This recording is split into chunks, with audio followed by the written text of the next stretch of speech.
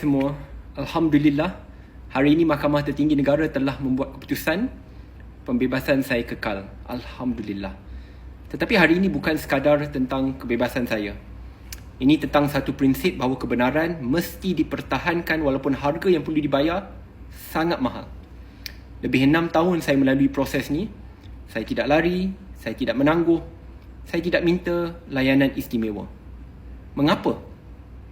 Kerana saya percaya Malaysia mesti dipimpin oleh mereka yang sanggup kehilangan kedudukan demi prinsip, bukan menjual prinsip demi kedudukan.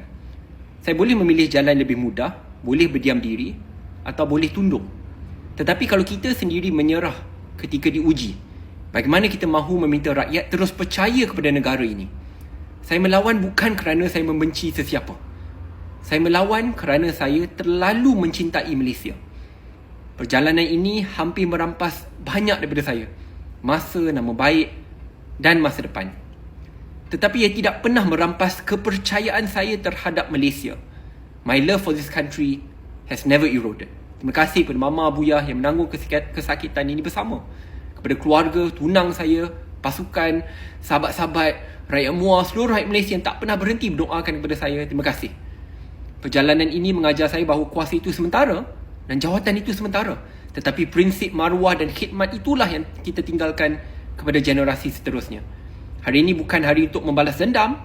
Saya keluar dari mahkamah bukan dengan kebencian tetapi dengan tanggungjawab yang lebih besar. Selepas ini saya terus ke Parlimen kerana perjuangan ini tidak pernah hanya tentang saya. It has always been Malaysia first. Dulu, sekarang dan selamanya. Terima kasih.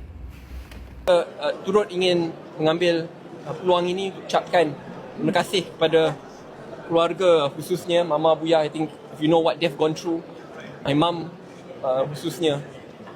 Saya juga ingin ucapkan terima kasih kepada tunang saya ada di sini yang setia bersama. It's not easy kerana sebelum dia bersama dengan saya merupakan salah.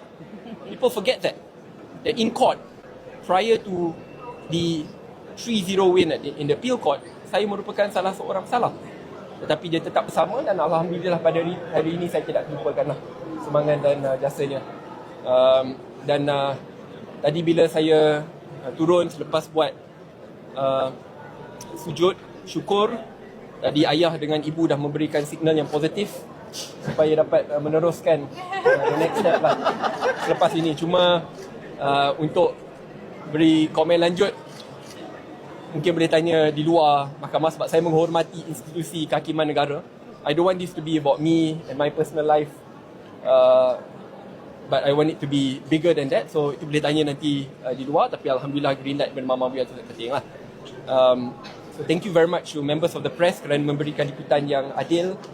Dan harapan saya supaya tidak akan ada lagi orang, tidak kira musuh politik saya pun yang paling saya benci, yang akan melalui apa yang saya lalui. Kerana akhirnya kita walaupun berbeza pendapat politik, kita berada dalam parti yang berbeza, tetapi akhirnya kita bertaut semula kerana kita